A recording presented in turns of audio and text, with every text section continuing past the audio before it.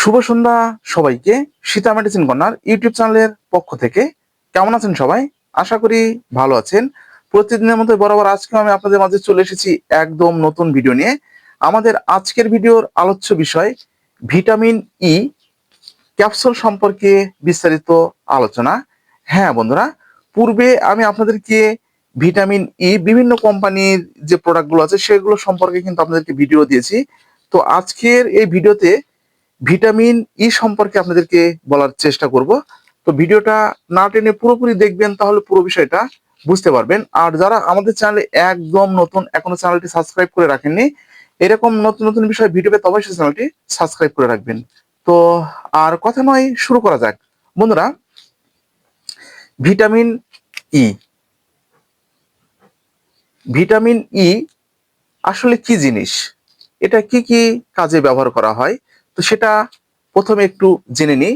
তো বন্ধুরা, vitamin E আমাদের এই যে মাথার যে চুলগুলো আছে, চুলগুলো শক্ত এবং মজবুত রাখতে ব্যবহার করা হয়ে থাকে। এবং যে সমস্ত ইয়াং জেনারেশনের ছেলে এবং মেয়েদের মাথায় চুল একদম থাকছে না, তো আপনারা অনেক লোশন ব্যবহার করছেন, অনেক শ্যাম্পু ব্যবহার করছেন, তো তবুও কিন্তু আপনাদের চুলগুলো একদম উঠে যাচ্ছে। তো আপনারা কিন্তু এই চুল ওঠা বন্ধের ক্ষেত্রে আপনারা ভিটামিন ই কিন্তু ব্যবহার করতে পারেন, এবং ভিটামিন ই জাতীয় খাবারগুলো আপনারা প্রতিনিয়ত সেবন করতে পারেন। এছাড়াও এই যে আমাদের ত্বকটা আছে, এই যে যেমন এটা ত্বক, এই ত্বকগুলোর যে ব্রাইট ব্রাইট মানে তো আপনারা অনেকেই বুঝেন যে ত্বকের একদম যে উজ্জ্বলতা, অর্থাৎ একে বলা হয় সৌন্দর্যতা বাড়ানোর ক্ষেত্রে আমরা এই ভিটামিন ইটা ব্যবহার করে থাকি।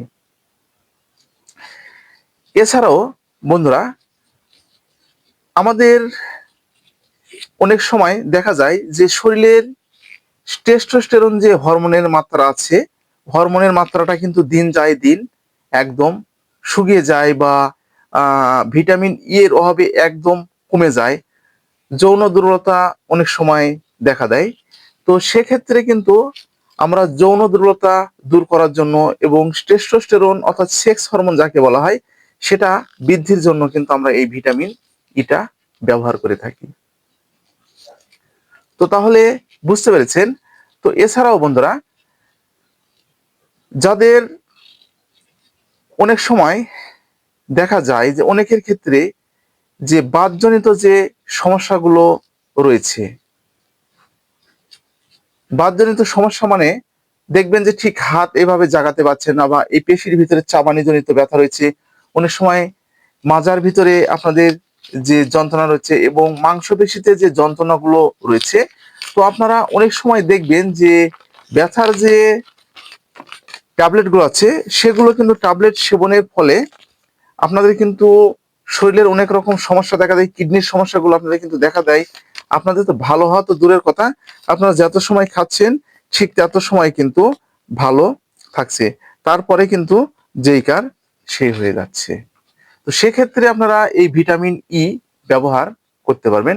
অনেক সময় দেখবেন ছেলে এবং মেয়েদের রক্ত স্বল্পতা, রক্ত স্বল্পতা বলতে কি বোঝায়, সেটা হচ্ছে যে আপনারা যখন এক জায়গায় ঠিক বসে থাকবেন, তো তখন কিন্তু আপনাদের হাত পাটা কিন্তু ঝিঝি ভাবটা মনে হবে, ঠিক এরকম অবশ ভাবটা মনে হবে, এবং অনেক সময় দেখবেন যে ঝিম ধরে যাচ্ছে।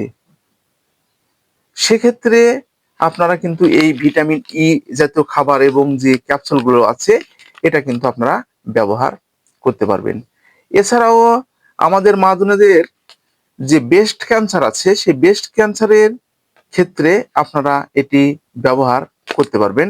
তো যাদের হার্টের সমস্যা আছে, হার্টের সমস্যার ক্ষেত্রে আপনারা এই ভিটামিন ইটা কিন্তু ব্যবহার করতে পারবেন।